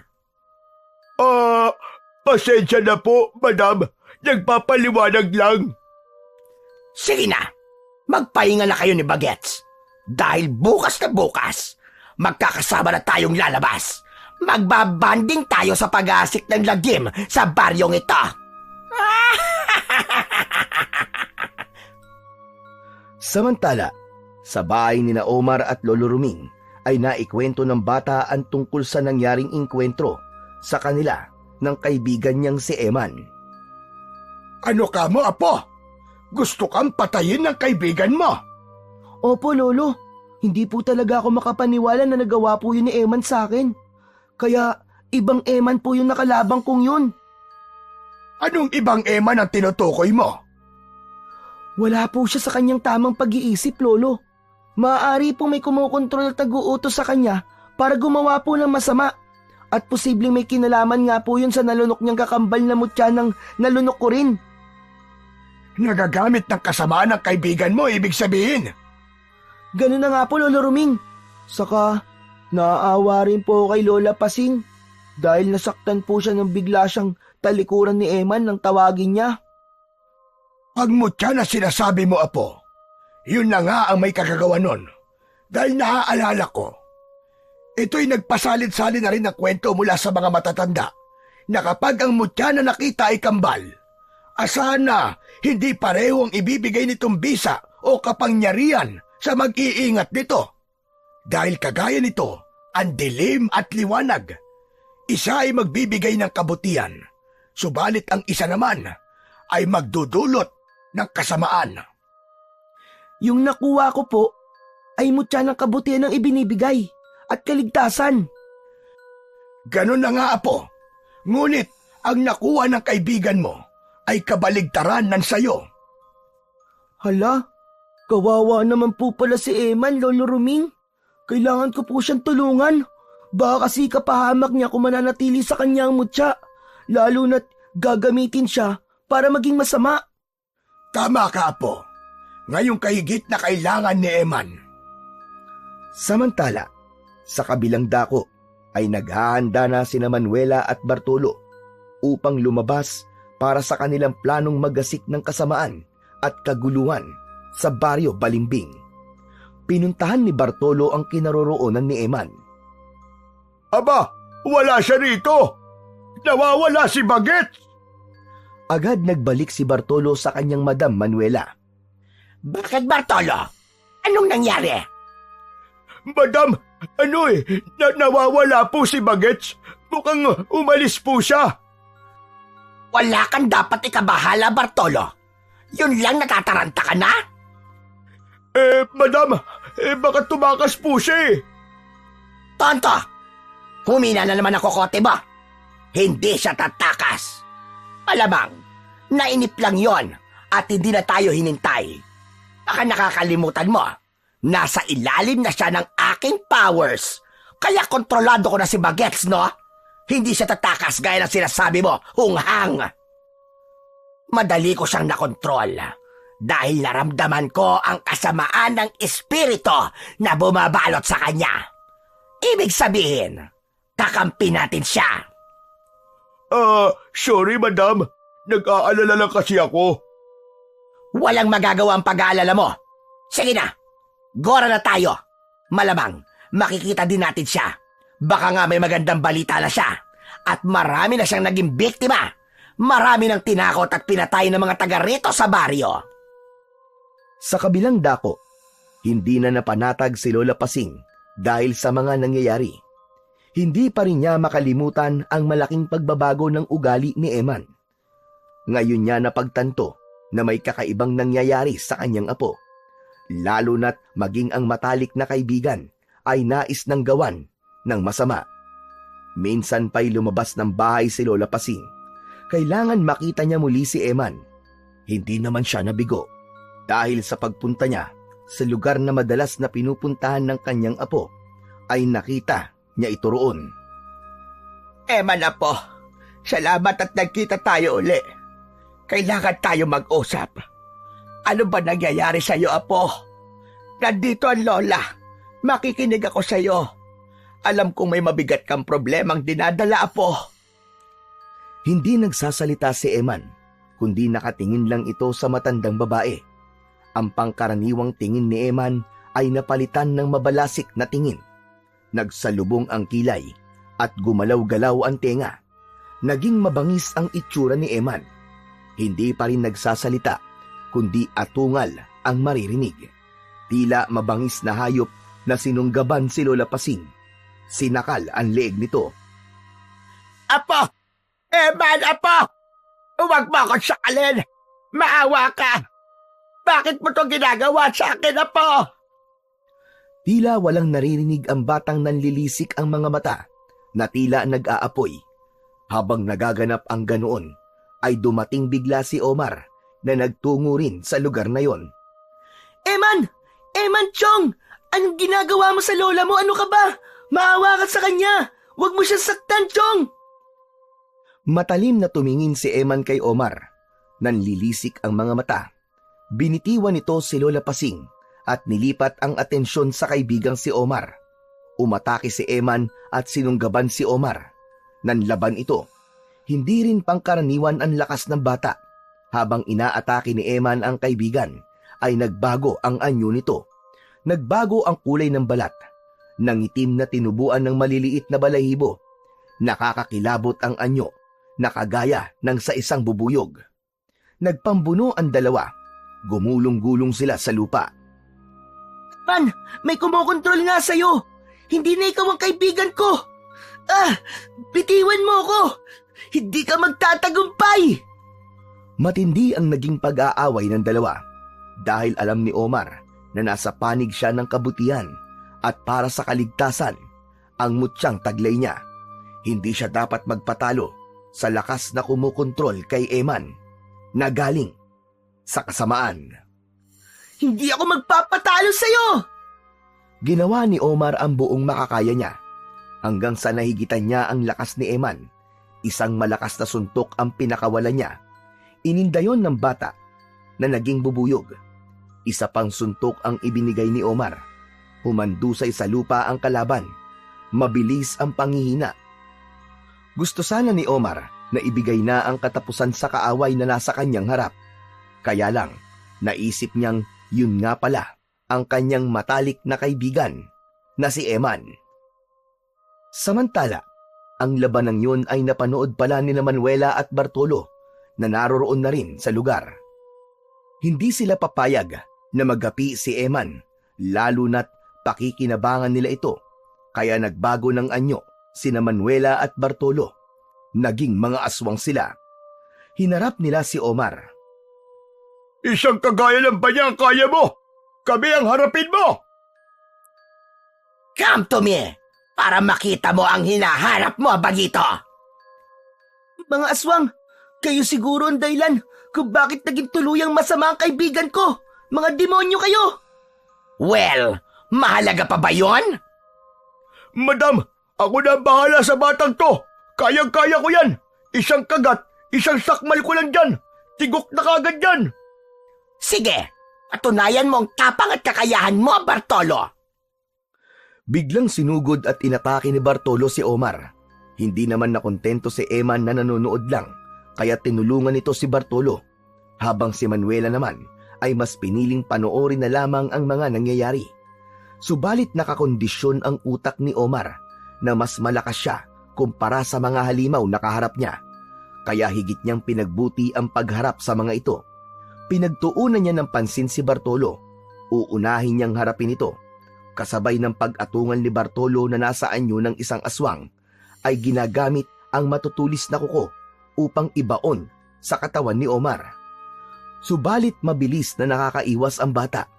Hanggang sa makakita ng pagkakataon si Omar, pinaikot-ikot niya ang kanyang braso at buong lakas na pinalipad ang kamao patungo sa pagitan ng mga mata ni Bartolo.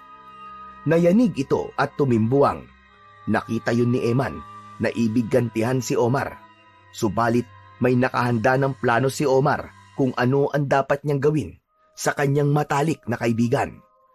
Habang pasugod si Eman sa kanya, ay pinakawalan ni Omar ang isang malakas na tadyak na pinatama sa tiyan ng kanyang kaibigan. Ya! Sa lakas ng pagkakasipa ni Omar kay Eman, ay muntik nang lumipad ito. Kasabay ng malakas na sipa, ay may lumabas mula sa bibig ni Eman. Nakita yun ni Omar at agad niyang sinalo. Tagumpay ang kanyang plano. Nagawa niyang palabasin mula sa tiyan ng kaibigan niyang si Eman ang kakambal na mutya na nalunok ng kanyang kaibigan. Sa pagkakaluwa ni Eman sa mutya, ay lupaypay na tumimbuang ito. Hinang-hina na tila nagulat at nagtataka sa mga nangyayari. Nagbalik na rin ito sa dating itsura. Agad namang dinaluhan ni Lola Pasing ang apo nang makitang bumalik na ito sa dating anyo. Eman, apo! Eman! Diyos ko, salamat! Salamat sa Diyos at nagbalik ka na sa dati mong itsura, apo! Ang mga pangyayari ay buong-buong nasaksihan ni Manuela na siya ngayong puntiryan ni Omar. Inihanda naman ni Manuela ang sarili upang harapin ang bata. Well! Akala mo ba'y nasisindak ako sa iyo, Bagito? Hindi pa isinisilang ang makakapagpabagsak sa akin. Ako ang aswang na papatay sa iyo! Yun ang akala mo! Ako magpapabagsak sa'yo! Pangit na aswang!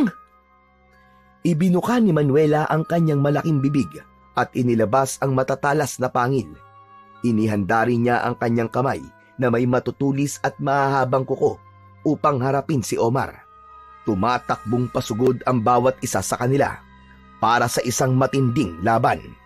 Mabilis ang bawat kalmot ni Manuela. Nagagawang sabayan yun ni Omar. Naiiwasan niya ang bawat sugod ni Manuela. Subalit nagbalik na ang lakas ni Bartolo at biglang tumayo ito upang tulungan ang kanyang amo na si Manuela. Dalawa na silang haharap kay Omar. Dahil sa pagtutulungan ni Manuela at Bartolo, ay naging dehado ang laban. Malalagay sa panganib ang buhay ni Omar. Kailangan niyang makagawa at makaisip kagad ng paraan. Naniniwala siyang hindi siya pababayaan ng mutya ng bubuyog na nasa loob ng kanyang katawan. Gumawa ng tunog si Omar na katulad ng sa bubuyog. Palakas ng palakas yun at ang tunog na yon ay agad na tinangay ng hangin. Saglit pa ay may narinig na ugong na paparating ang bata. Nagdilim ang papawirin habang ang ugong ay papalapit. Nagliwanag ang mukha ni Omar nang makita kung ano ang pinagmulan ng papalapit na ugong. Laksalaksang mga bubuyog ang dumating upang tulungan siya. Mga bubuyog na handang pumatay upang iligtas si Omar. Agad na inatake ng laksalaksang bubuyog ang dalawang halimaw na sina Manuela at Bartolo. Sa dami ng mga ito ay hindi nila kinayang labanan ang mga kagat nito. Binuhat at inilipad din ng mga bubuyog ang dalawang aswang papalayo kina Omar. Walang nagawa ang mag-among aswang kundi ang pumalahaw. Hindi kaya ng kanilang kapangyarihan ang laksalaksang puwersa ng mga bubuyog na umatake sa kanila. Yan, sige! Ilipad niyo ang mga masasamang yan, mga kaibigang bubuyog! Ihulog niyo sila sa bunganga ng bulkan upang doon na sila kainin ng nag-aapoy na putik. Sinunod na mga bubuyog ang utos ni Omar. Tinangay ng mga insekto ang dalawa at inihulog nga sa bunganga ng bulkan na kanilang naging pagwawakas. Dahil nawala na ang mutya sa katawan ni Eman, ay nagbalik na ito sa dating ugali. Kaya gano'n na lamang ang pasasalamat ni Lola Pasing. Pinulot ni Omar ang iniluwan ni Eman na mutya at binasag ito upang hindi na magamit pa sa kasamaan. Ang kakambal na mutya naman ay namalagi sa katawan ni Omar at mananatili ito doon upang gawin ang kanyang tungkulin. Natulungan ang mga tao at iligtas ang mga nilalang na inaalipin ng kapangyarihan ng kadiliman. Sa ating buhay ay laging may dalawang muka. Merong kabutihan at meron ding kasamaan. Huwag nating kalilimutan na sa mundong ito, ang kabutihan ang dapat laging nangingibabaw. Kaya ang maging mabuti ang ating piliin upang maging maayos at dalisay ang ating pamumuhay.